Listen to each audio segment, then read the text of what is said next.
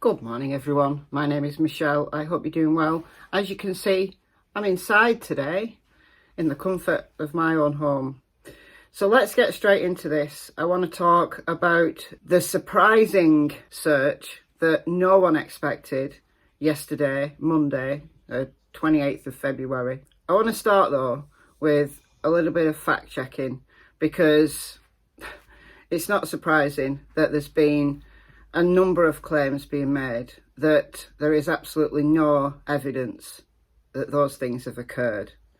I've seen a series of screenshots from someone. I'm not even going to put them on screen. I'm not going to give any opportunity for this to be forwarded or my words to be twisted or anything like that. So I'm going to just be very clear and very blunt. If you see screenshots going around saying that Don's there, Don's been brought there, they're searching the house, there is no evidence that that has occurred. I'm going to go so far as to say that did not occur. I'm going to talk about what did occur. Now, Candice went on Benny's channel last night and said that she didn't know the search was happening. She spoke to Don for 3 minutes. The night before, she had a conversation with him, which was heated. They had a fight. Don hung up on her. Don's jealous. Don is jealous of her being out there with a YouTube channel, talking to people, and he's stuck in jail. It's unsurprising, right? You know, because Don was in control. Don was the big man on YouTube, giving all of this information, doing all of these interviews, and he didn't want Candice. He didn't want Candice there. Now, we can speculate on why that might be.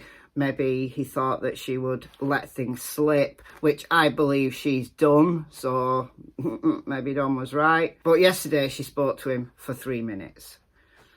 Don wasn't at the property, he's still in jail. And Candice wasn't even aware that the search was going on until it was over.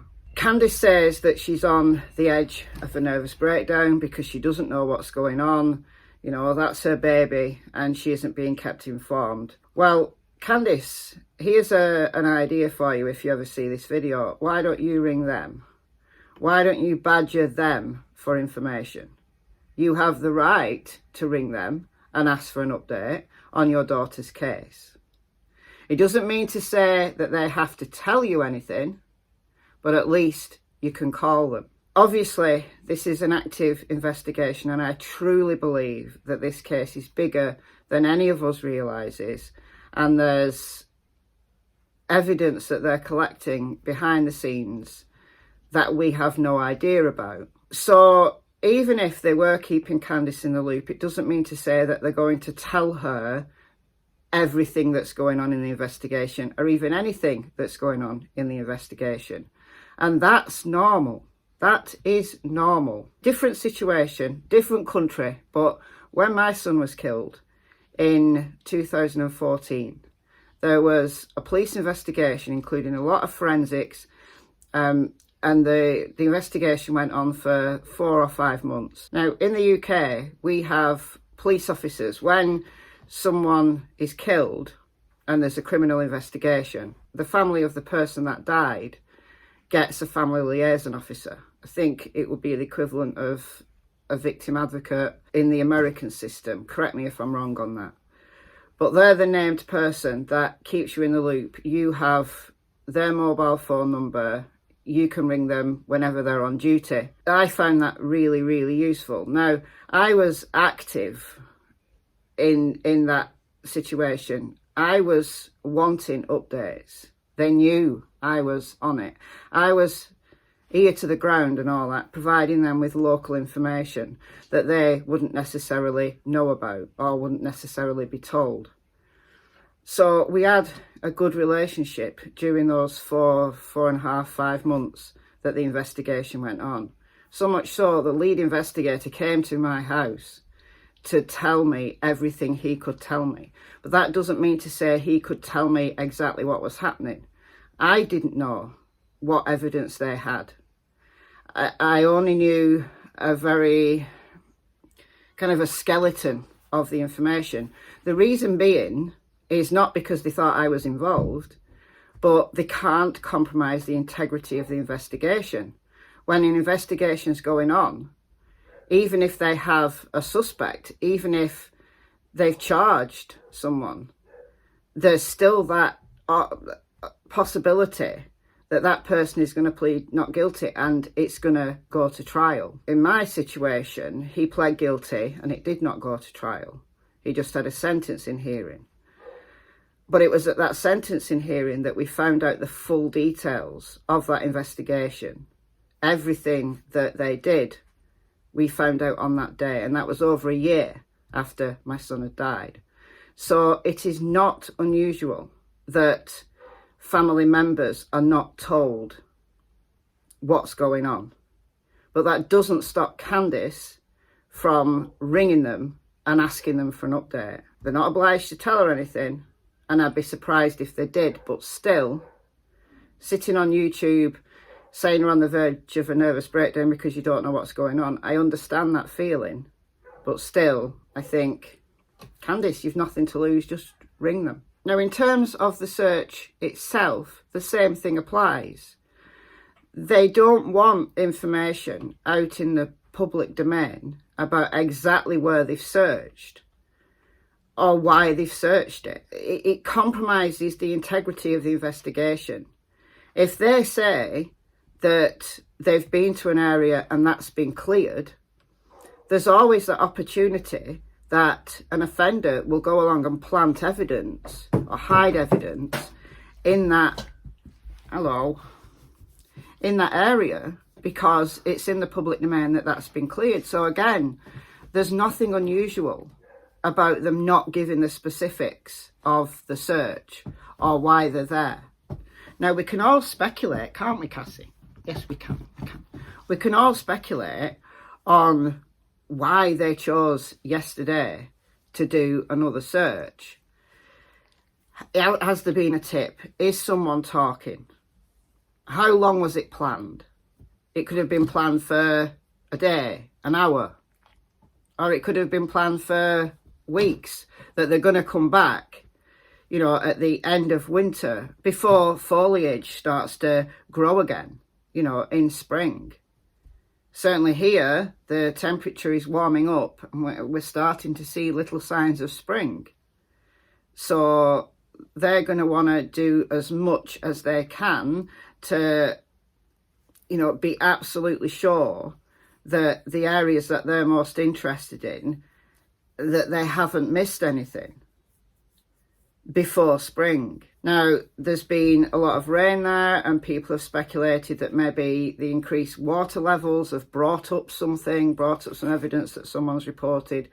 Maybe. I'm not aware that forensic teams were there. According to WJHL, it was around 35 officers with some dogs. According to the TBI, it was a planned small-scale search. Are they going to go back there today? I don't know. We've got to wait and see.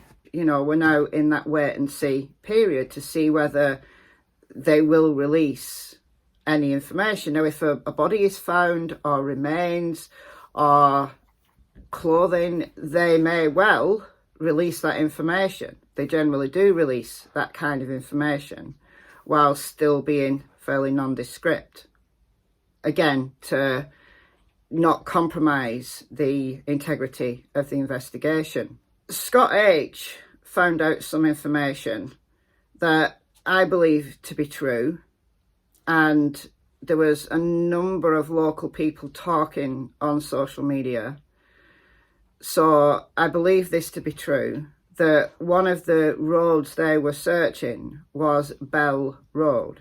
Of course, I don't know, but even if I did know, I'm not going to say whether that area's been cleared or not. But Scott H received some video from someone's Ring doorbell who was around the Fields Road, Bell Road area. They were searching up Bell Road. Now, that is really, really interesting to me.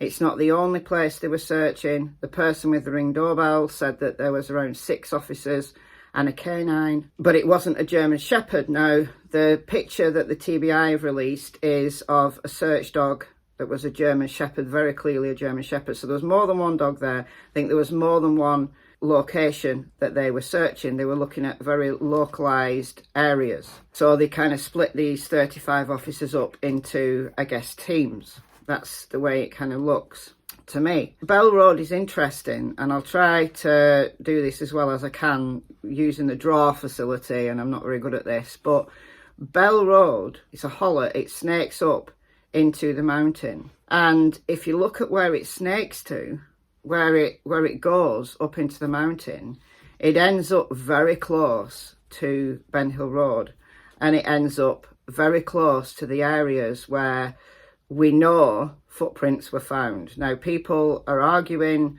that they weren't Summer's footprints, they were another kid's footprints. Well, tell me this, how did a search dog find another kid's footprints when they're looking specifically for Summer's scent? I'm positive, I'm convinced that they know something about that area. They keep going back. They went back at the end of November, beginning of December. They've gone back again to that very area,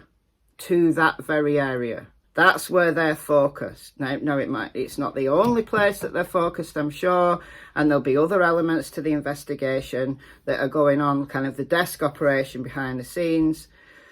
We don't know anything about that, but I just find it very, very interesting that they've gone back there with that proximity to that area where there was scent alert, where there was footprints. Now, there may have been many more scent alerts around that area that we're not aware of. Let's make that clear. So yeah, we're just going to have to wait and see. But I think today we're going to see more misinformation being spread, and let's stick to the facts. Let's stick to what we know. Let's speculate based on those facts. Going down rabbit holes at this stage is not going to help anyone. It's not going to help Summer. So that's all I've got to say. I'm definitely just sitting here and waiting to see what happens today, and then I'll update later if there's any more news. If there's no more news today, then I'll see you tomorrow. As always, I've been Michelle. I hope you're well, and I'll see you in the next video. Bye, guys.